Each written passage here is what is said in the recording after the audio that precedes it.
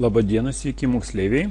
Šiandieną aiškinsimės toliau su MS Excel programa ir mokysimės dirbti su funkcijomis not, and ir or. Anksčiau mes aiškinomės apie if sąlygą.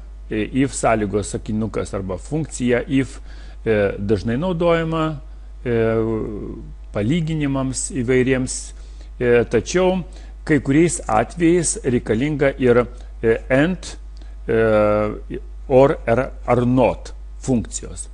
Štai čia uždavinys, kurį jums reikės paskui spręsti, kad ten palyginimas, sakykime, matematikos, fizikos, čia informatikos, matematikos aš tai padariau, kur patinka, nepatinka. Ir mokiniai turi pasirinkti ir išrinkti. Tai štai, vat, ir matome, kad kaip palyginimai daromi, padarome su and arba su or galim padaryti. Tai dabar pažiūrėkime, pasiaiškinkime, kaip tai su and daroma. Kas tas yra and? And tai yra reikšmė, kada vienu metu visos reikšmės turėtų būti teisingos, suvesta nuo palyginimai kažkokie, bet visi atitiktų teisybę. Jeigu teisybė, tada yra teisybė šaka ir reiškia programa, kad tai yra teisinga. Jeigu nors viena reikšmė būtų neteisinga, iš karto rodytų, kad viena ar kelios reikšmės yra neteisinga, bet bent jau viena. Tuo tarpu or vienu metu tikrinama kelių sąlygų teisingumas ir jeigu bent viena sąlyga teisinga ir įgyja tą reikšmę, kad nuo teisybė. Ir jeigu priešingai būtų visos neteisingos, sakykime, tai būtų, sakykime, jau rodytų, kad jau blogai. Tai pažiūrėkime, ar tai teisybė. Va, mes matome čia 8, 5, 5, 5, suveskime penketukus, visus palyginta su penketu ir pirma yra palyginama su 8, o visi kiti penketai. Tai dabar pabandykime čia pakeisti penketą. Matome, kad visos reikšmės teisingos, tačiau jeigu parašysime visur dvejetus, surašykim dvejetus, ir va, matau, dar niekas nesikeičia, va. Ir jeigu paskutinį jau pakeisiu, hop, ir pasikeitė, ne? O nors viena būtų, vat, penketukas ir viskas tvarkoja. Visus reikšmės gerai. Tai tas pats yra ir su užrašais, reiškia, žodiniais. Tai kad galima nelyginti, pačia kaip funkcija parodyta, kad nelyginti skaičius arba kažkokias koordinatės, bet tiesiog žodį lyginti, sakykime, taip įrašyti, ne? Va. Not funkcija yra pasako iš karto, kad taip ne, kad tai nėra teisybė, ne. Tada, kada, reiškia, ir atitinka tai neteisybė užrašint, tada yra